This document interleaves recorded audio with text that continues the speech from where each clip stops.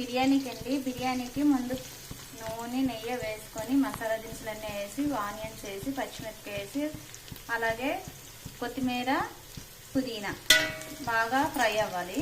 అలాగే ఇక్కడ వేడి వాటర్ పెట్టుకొని అలాగే అల్లం వెల్లుల్లి పేస్ట్, బిర్యానీ మసాలా, ఆకు చెక్క, లవంగా వేసి అలాగే పుదీనా కొత్తిమీర కూడా వేసి మరిగిస్తున్నామండి వాటర్. ఇందులో కూడా పుదీనా కొత్తిమీర కొద్దిగా వేసుకున్నాము. వేసాం కదా, బాగా ఫ్రై అయిన తర్వాత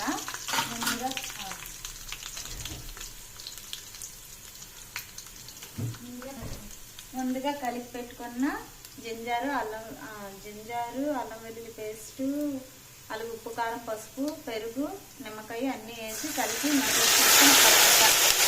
నానబెట్టి నిలవేసుకోవాలి. వేసుకొని కొంచెం కలిపి ఒక 5 నిమిషాలు 10 నిమిషాలు ఉంచాలి.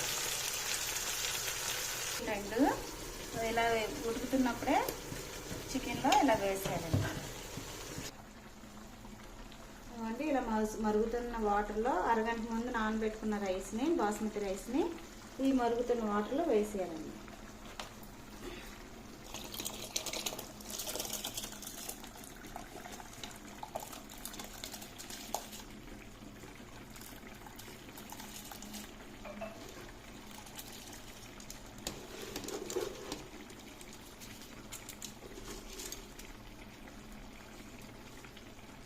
కేజీ చికెన్కి కేజీ రైస్ అండి.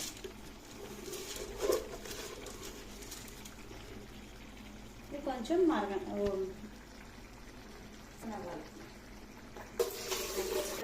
ఈ విధంగా ఫస్ట్ చికెన్ ఈ విధంగా ఉడుకుతున్నట్టుంటుంది. ఈ ఉడికినప్పుడే మనం 70% అయినటువంటి రైస్ని దీంట్లోకి షిఫ్ట్ చేసుకోవాలి. ఇది సిమ్లో పెట్టేయండి, మంటని పూర్తిగా సిమ్లో పెట్టేసి ఇదిగోండి 70% కుక్ అయిన రైస్ని ట్రాన్స్ఫర్ చేసుకుందాం ఆ చికెన్లోకి.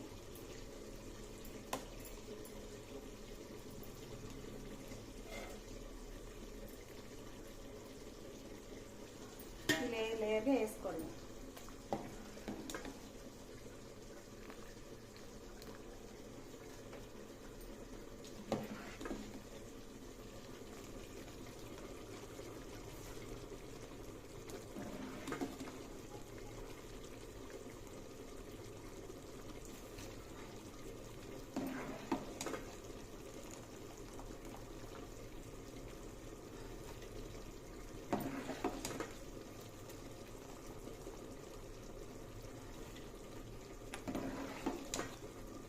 పొడుగ్గా ఉంటే రైస్ అనేది ముద్ద అవ్వదు.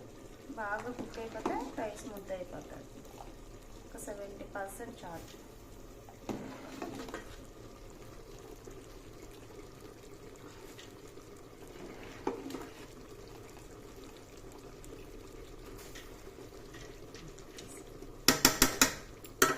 రైస్ అంతా ఇలా వేసేసుకొని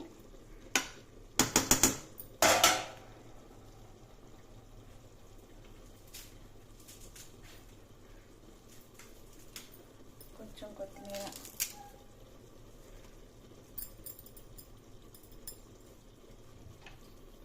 కొంచెం ఘీ,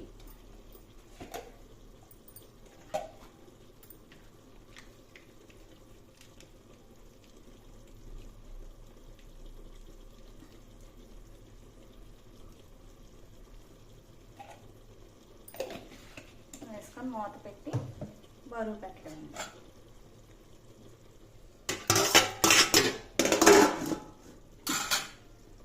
ఇదిగోండి ఈ విధంగా కింద ప్యాన్ పెట్టుకొని మీద బిర్యానీ పెట్టుకొని హై ఫ్లేమ్ మీద ఒక 10 నిమిషాలు, లో ఫ్లేమ్ మీద ఒక 5 నిమిషాలు, ఒక 10 నిమిషాలు ఉంచుకుంటే బిర్యానీ రెడీ.